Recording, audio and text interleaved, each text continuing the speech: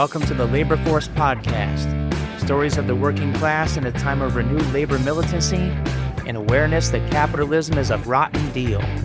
I'm your host, Mike Strugan, proud member of New York State United Teachers.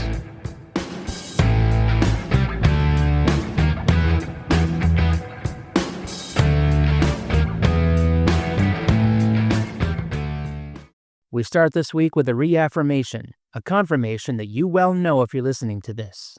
So a recent fact sheet from the Economic Policy Institute, Strong Unions, Stronger Communities, and Democracy, contains no surprises. As they indicate, there's an undeniable correlation between higher levels of unionization and stronger economic, community, and democratic outcomes. States with a larger share of workers represented by a union enjoy higher incomes, greater access to health insurance, and fewer voting restrictions. When workers join together in a union and collectively bargain with their employer, they can improve their pay, benefits, and working conditions. Let's get into the numbers. On average, a worker covered by a union contract earns about 12.8% more in wages than a comparable non-union worker, with particularly large gains for Black workers, 12.6% more, Hispanic workers, 16.4% more, and women, 9.8% more than their non-union peers. Unionized workers are also more likely to have access to employer-sponsored health care and paid sick leave, and 94% of unionized workers have employer-sponsored retirement plans, compared with just 72% of non-union workers. At the state level, high union density states have an average minimum wage of $13.70 versus $9.30 in low union density states, and median household incomes that are over $12,000 higher. In these states, the share of people without health insurance is 5.7%, compared with 9% in low-union states. 70.6% have paid sick leave laws compared to 11.8%, and unemployed workers are twice as likely to receive unemployment benefits. Higher union states also spend more on education, about $22,777 per pupil versus $15,568. Have higher union density in states with abortion protections, and have passed far fewer voter restriction laws, 6 compared with 44 in low union states, with 70% of high union states passing no new restrictions since 2021. They conclude, the evidence is clear. When unions are strong, workers have more power and communities thrive. Building union density is not just a worker or workplace issue, but it also is a mechanism to uplift families and communities. In the face of rising inequality and authoritarianism, unions organize, educate, and mobilize working people to defend voting rights, push back against disinformation, and expand civic participation. Rebuilding worker power by strengthening unions is not just good policy, it is a democratic imperative in the face of authoritarian backsliding. There you have it. Union yes is the sure way to go, and a broad majority of Americans agree. But that doesn't mean we don't have work to do on the organizing front, especially given the economic and political headwinds we face. New union organizing activity in the U.S. declined in 2025 amid economic uncertainty and a more challenging political environment, according to Bloomberg Law data. NLRB union elections fell to 1,372 in 2025 from 1,938 in 2024. The lowest total since 2021, while union election wins dropped by nearly 27%. As a result, the number of new workers gaining union representation via NLRB elections fell about 40% year over year to 65,542 workers in 2025. This downturn follows a post-pandemic organizing surge, but appears tied to a softening labor market and broader economic uncertainty that may lead workers to prioritize job stability over collective action. Public approval of unions remains relatively high at about 68%, down slightly from 70% in 2024, but broader economic concerns and ideological divisions within labor ranks are complicating organizing efforts. Politically, a period without a full NLRB quorum and federal actions limiting collective bargaining for government workers have also weighed on union activity. Although a restored quorum could modestly boost organizing in 2026, a more business-friendly board and proposed budget cuts to the NLRB may continue to present challenges for union growth. Doesn't mean the efforts stop. In a historic breakthrough for Southern auto workers, the UAW and Volkswagen have reached a tentative agreement on a first contract for workers at the automaker's Chattanooga, Tennessee plant after nearly 2 years of bargaining following the plant's vote to unionize.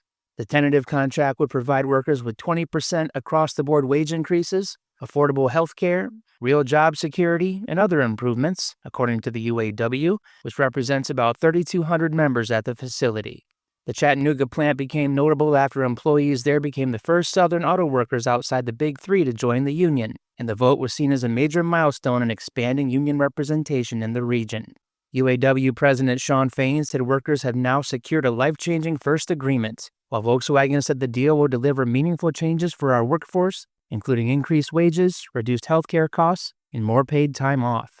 Workers will receive details of the tentative agreement in the coming days, followed by a ratification vote. Quote, "This contract is proof that if you stand up and stick together, you can win a better life," said Kelsey Smith, a worker at the paint department.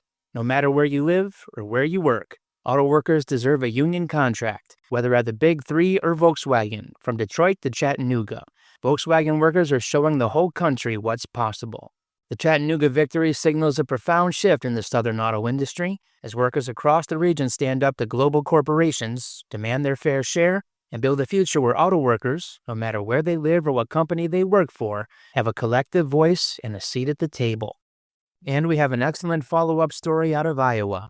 At Unity Point in Des Moines, nurses facing chronic understaffing, long waits for patients, and executives who continued to reward themselves organized to unionize with Teamsters Local 90 after other nursing unions declined to help since there was no precedent for nurses self-organizing in Iowa. Management spent an estimated $6 million on anti-union messaging, but nurses built support with educational tables, events, and community outreach. Unity Point resisted mail-in ballots and sought to delay the election through eligibility disputes and challenges, but when votes were counted, nurses won decisively, voting Union 871 to 666, showing that moving the goalpost had succeeded. After the victory, the employer filed 12 legal objections, which nurses dismissed as a baseless legal tantrum, and they began preparations for bargaining with contract teams and support from Teamster nurses nationwide. Throughout the campaign, nurses emphasized unity and reform, noting their union family only continues to grow and that they stand united and ready for whatever comes next. So congratulations to them. Healthcare workers face enormous strain, and these nurses in Iowa knew they damn well had to do something, and they did. Speaking of healthcare workers, let's check in on those two big strikes still ongoing. Nurses in New York City have been on the picket line for 23 days as contract negotiations continue with major hospital systems, but it remains unclear whether recent progress at the bargaining table will lead to a deal that brings nearly 15,000 nurses back to work at Mount Sinai, Montefiore, and New York Presbyterian, whose previous contracts expired December 31st. While hospitals have exchanged proposals and putting forth comprehensive revised proposals with responsible economic offers, the New York State Nurses Association says the latest salary offer of a 3% raise each year for 3 years includes delayed start dates that reduce the overall increase, and nurses remain unimpressed. As one nurse said, "What they're putting forward at this point doesn't make any sense. It's not even a cost of living increase."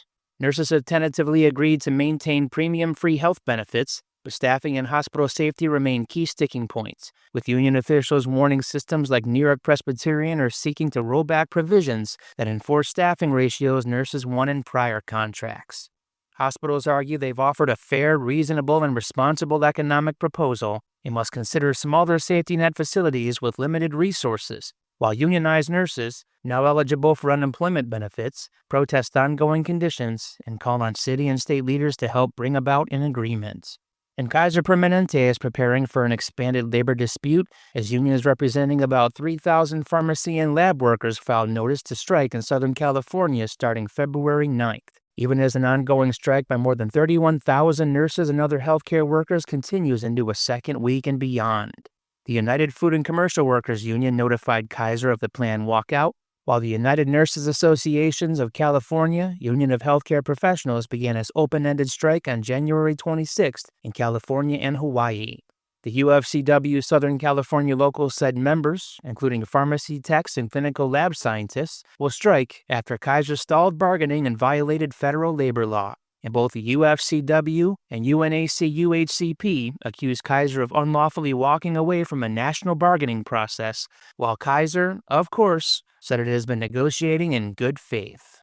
Meanwhile, Starbucks Workers United are escalating their long-running fight for a first union contract by urging customers to delete the Starbucks mobile app off your phone as a show of solidarity and pressure on the company. Baristas have been engaged in an unfair labor practice strike that began in November and continues at dozens of stores as workers seek livable wages, stable and predictable hours, and an end to union-busting practices. As one striker said, "Our fire for change is still burning. Our spirits are still strong." Organizers have framed the app campaign as a way for the public to support the union's demands, saying that customers can reload the app when baristas get a fair contract, and that coffee with a union contract tastes so much better and it's worth the wait. The effort to delete the app is part of a broader tactic to hit the company's digital ordering and loyalty revenue amid stalled contract negotiations, and it has drawn endorsements from labor leaders who emphasize the wider significance of the struggle. Starbucks has downplayed the impact of the strike and has continued to point to tentative agreements on some issues, but major contract items remain unresolved. So still, no contracts, no coffee. Do not give blood-sucking, obstinate Starbucks a cent of your money until they come to the table for real.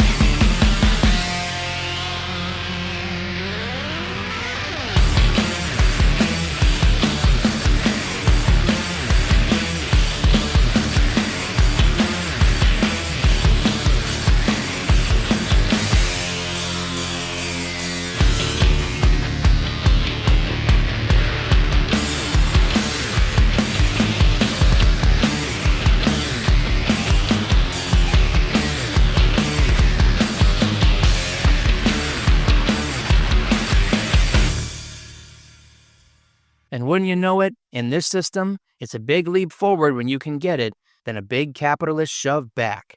Something that's really putting a ton of pressure on working people here in New York, and no doubt almost everywhere this winter: soaring energy bills. People in northern New York say the increased cost of living and the really cold temperatures are making it hard to keep their homes warm. NBC5's Sophia Falbo spoke with people who are struggling right now to afford their electric bills. She joins us now live in our Plattsburgh studio. Sophia, what are people telling you? They're angry, Brian, and many people tell me they feel like their concerns are forgotten compared to people in the rest of the state. It's literally been for the last 8-9 months, $20.30. Last month it was $642, and this month my bill this morning was $903. Wendy St. Pierre is frustrated that her NYSEG bills won't stop going up. Being retired and being on a limited income, it's just, I don't know how they think that we can afford to pay these ridiculous amounts. Utility companies say both natural gas and electric supply costs have led to increased costs upstate. At least partly to blame are the brutally cold temperatures the North Country has experienced this winter. Very concerning to us. Plattsburgh Town Supervisor Chuck Kostick says one of his top priorities is making utility rates more affordable. He's working with our representatives on both sides of the aisle to address this issue. Especially for folks out there with increased prices in food, etc., it really is pushing some budgets to max or beyond max. And that's exactly the case for one Town of Plattsburgh resident. When I'm at work, I don't eat. I go all day long without spending any extra money on food to make sure I can have stuff at home for my kids because the electricity bills are getting so outrageous. Plattsburgh does have resources to help lower income families.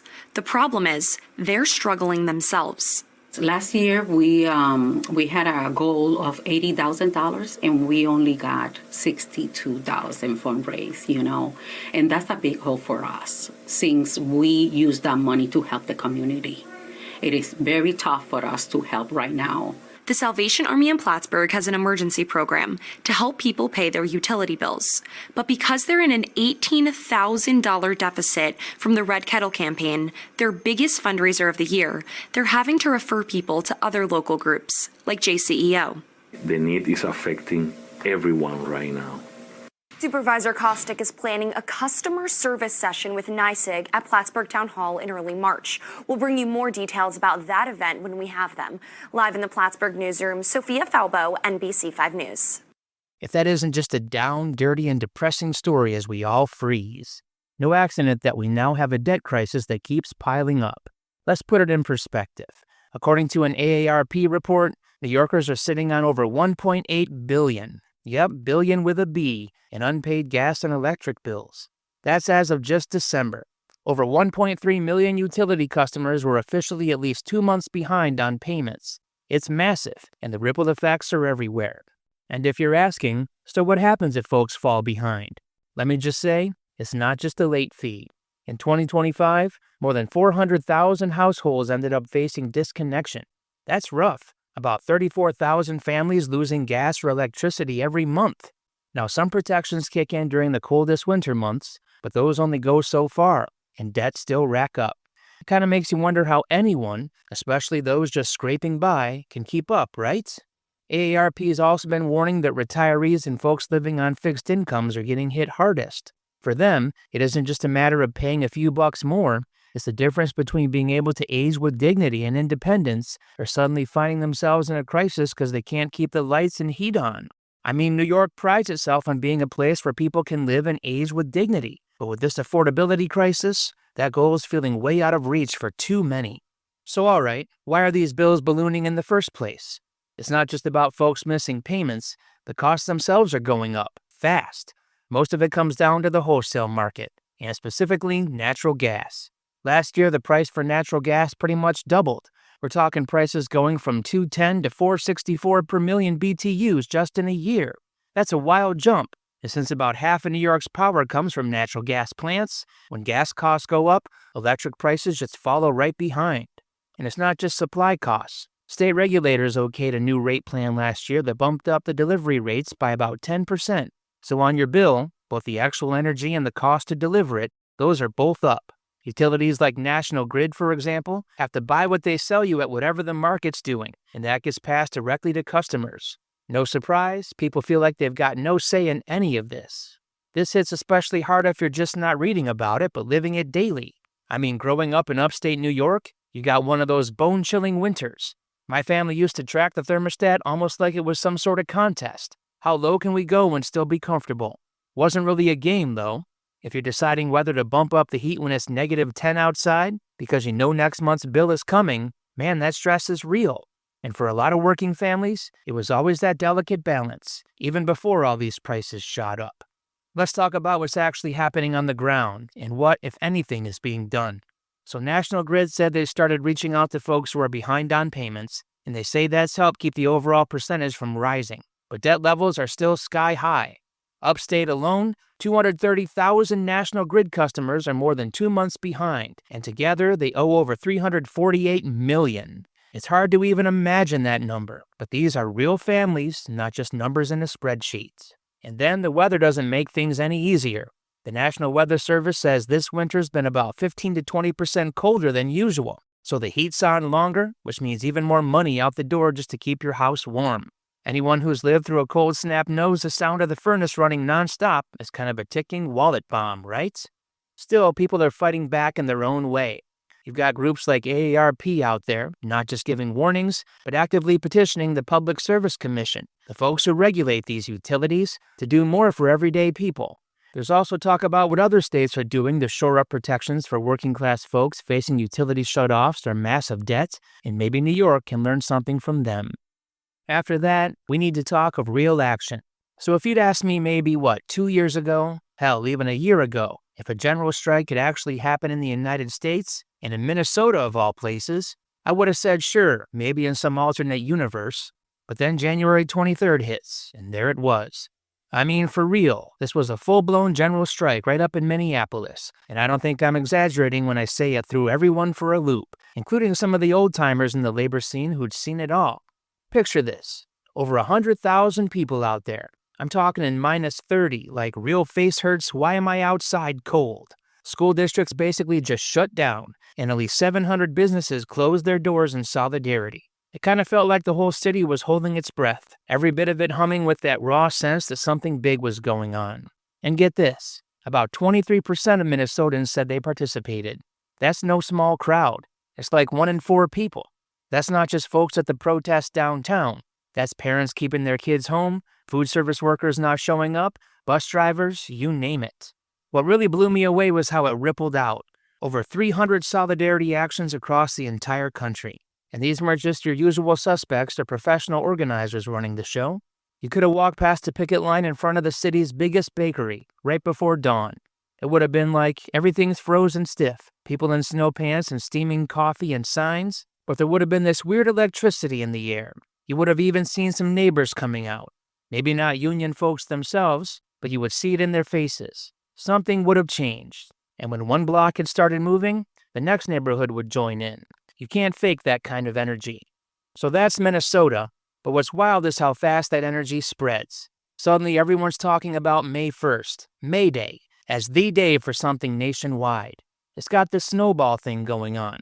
Now you have this May Day Strong coalition, a bunch of labor and community groups actually talking seriously about a national walkout. People like Nadie Dominguez. She's a longtime union and immigrant organizer, someone who doesn't just say shit to sound good. She's going on record saying unions from local shops to internationals are really sitting down and thinking, how could we even do this? Could we pull off something like Minneapolis? And it's not just the union bigwigs. Students, teachers, retail folks, all kinds of working people. They're not exactly waiting for someone to give them the green light. You've got Jenny Kennedy from the Party for Socialism and Liberation saying, more or less, this movement's outgrown any single group. It's the people's movement, plain and simple. She basically said, whether we called it or not, students will walk out if they feel it's time. And you know what? On January 30th, we got a taste of that. An online call goes viral. Celebrities start boosting it, even though the big unions are kinda on the fence. But even still, thousands of businesses and schools close across 140 cities, and that's huge for something with so little formal structure behind it. I mean, seasoned folks, people who've organized walkouts for years, they didn't all see this coming either. Dominguez herself was like, we have so much more to build as a movement if we really want to pull off something as massive as a national general strike. But this May Day, this is shaping up as a test run, a big, bold, what can we do if we really push kind of moment. What sticks out to me in all of this is how much the locals are driving the conversation now. You've got this national nervousness, right? UAW President Shawn Fain, he's supportive, but he's saying let's aim for a general strike in 2028 when those big 3 contracts are up. So a cautious timeline. But honestly, the patience for top-down waiting is just not there on the ground. Take Greg Namaker, for example. He runs SEIU Local 26 in Minneapolis. He put their cards on the table, calling for a general strike and building bridges. He said himself, There are people organizing on their blocks through signal chats, stuff that didn't even exist organizationally not so long ago. The local leaders, they're no longer just focused inward. They're reaching out, connecting with folks everywhere, and trying to push national conversations, not just follow them. So what's the funny thing? The general strike talk? Yeah, that may turn even bigger come May Day, or maybe it'll look different by then. But right now, it's clear. What started in a frozen city in Minnesota might just be the match that lights the fire for the rest of the country.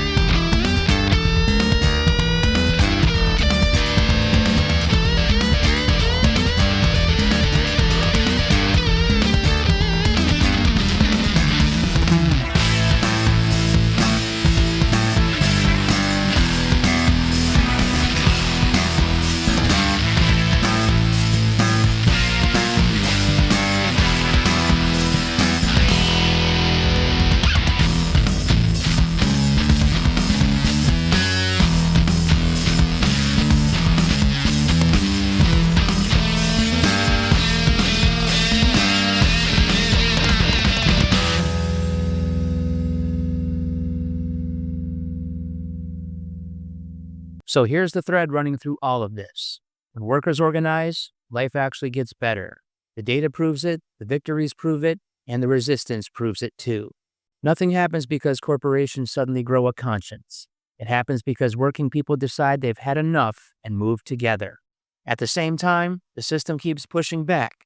Union elections failing, the NLRB being kneecapped, energy bills skyrocketing, families freezing while utility companies pass costs straight to us, and politicians telling people to be patient while their lights get shut off.